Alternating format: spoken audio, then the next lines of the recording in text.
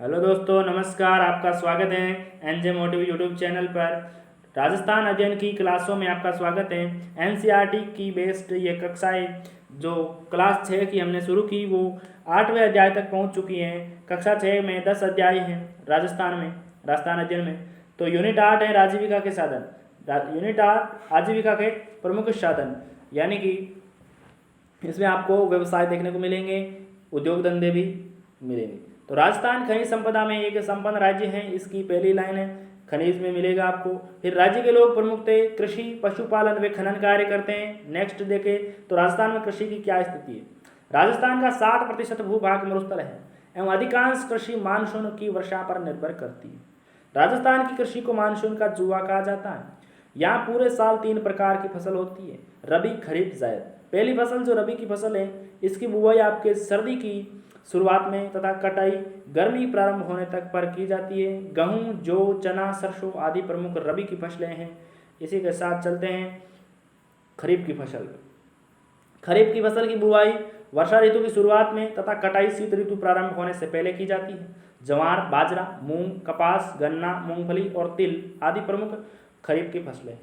जायद की फसल देखी जाए तो मार्च अप्रैल से जून जुलाई तक बोई जाती है। इसमें खरबूज, तरबूज, ककड़ी आदि उगाए जाते हैं। राजस्थान में कृषि के पिछड़ेपन का कारण मुख्यतः तो प्राकृतिक, आर्थिक और संगठनात्मक हैं। तो प्राकृतिक कारक कैसे प्रभावित करते हैं, जिससे बार बार सूखा पड़ना, अकाल, मृदा का अपरदन हो जाना, रेतीली भूमि, ऊसर व बंजर भूमि प्रमुख प्राकृतिक कारण हैं। फिर आर्थिक कारणों में तो किसानों की निर्धनता, उपज का कम मूल्य, सिंचाई के साधनों की कमी कुछ महत्वपूर्ण आर्थिक कारण।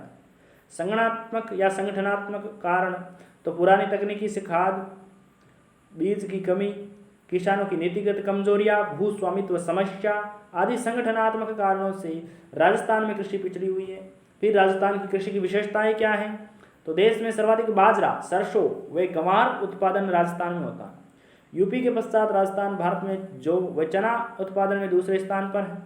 पश्चिमी राजस्थान में बाजरा सर्वाधिक बोया जाने वाला खाद्यान्न है। फिर दक्षिणी राजस्थान में खाद्यान्न फसलों में मक्का की खेती प्रमुख है। और राज्य में श्रीगंगानगर जिला गेहूं उत्पादन में प्रथम स्थान रखता है। वहीं पश्चिमी राजस्थान में इंदिरा गांधी नहर द्वारा यहाँ पर 47 लाख हेक्टेयर नहीं होकर 17 लाख हेक्टेयर है। 17.5 लाख हेक्टेयर जो अभी 20 लाख हेक्टेयर प्रस्तावित था। 17 लाख हेक्टेयर क्षेत्र में सिंचाई सुविधा का विकास हुआ है। सिर्फ 35% फसली क्षेत्र में सिंचाई सुविधा उपलब्ध है राजस्थान में, जो टोटल कृषि का क्षेत्र है उसमें से। कुल सिंचित क्षेत्र का 66% क्षेत्र की सिंचाई कुएं और ट्यूबवेल से होती है। नहरों द्वारा लगभग 33% सिंचाई होती है। तालाबों द्वारा सिंचाई बहुत ही कम होती है। राजस्थान में पशुपालन। तो राजस्थान में कम वर्षा व कठिन भौगोलिक परिस्थितियों की वजह से पशुपालन जीविकोपार्जन का प्रमुख साधन बन जाता है।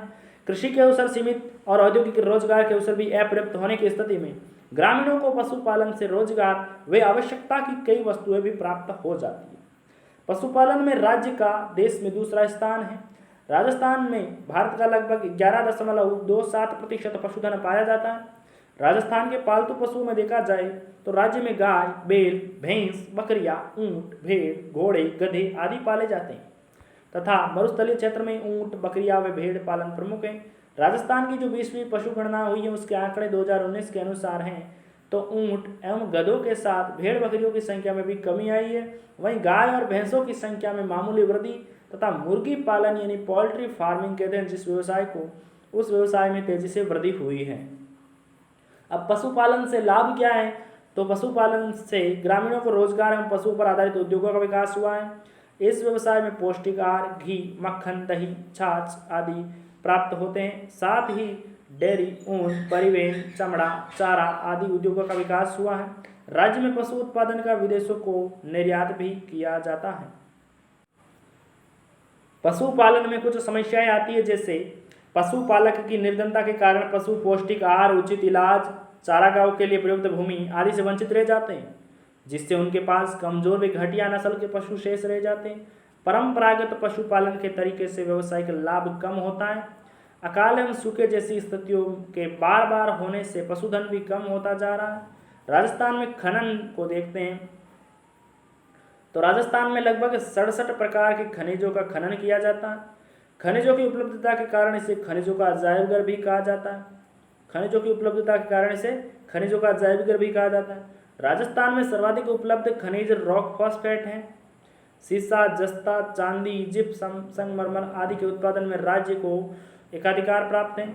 वहीं चूना, पत्थर, टंगस्टन, अभ्रक, तांबा, इमारती पत्थर अन्य महत्वपूर्ण खनिज है राजस्थान के। राज्य में अवैध बजरी खनन पर्यावरण प्रदूषण की समस्या को बढ़ा रहा है तथा अवैध खनन से अरावली पर्वतमाला की कई पहाड़ियां गायब हो गई है, जिसके गंभीर दुष्परिणाम हो सकते हैं।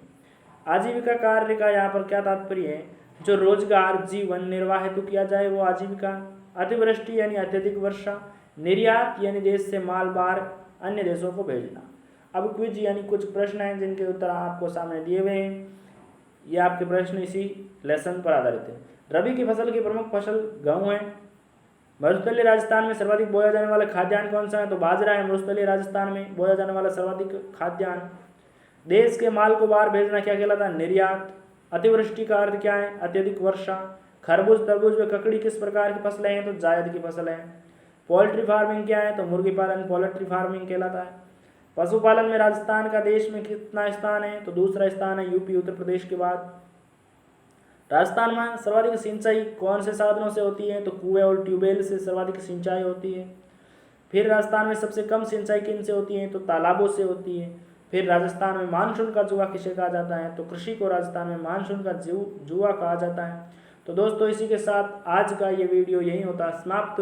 वीडियो कैसा लगा कमेंट बॉक्स में कमेंट करके जरूर बताएं और अच्छा लगा तो अपने दोस्तों के साथ शेयर करें और इस यूट्यूब चैनल पर पहली बार विजिट कर रहे हो तो एनजे मोटिव यूट्यूब चैनल को सब्सक्राइब करें। आपको यहाँ पर मिलेगा संपूर्ण राजस्थान जीके के लिए राजस्थान अध्ययन की डोज। तो वीडियो देखने के लिए धन्यवाद। जय हिंद, जय भारत,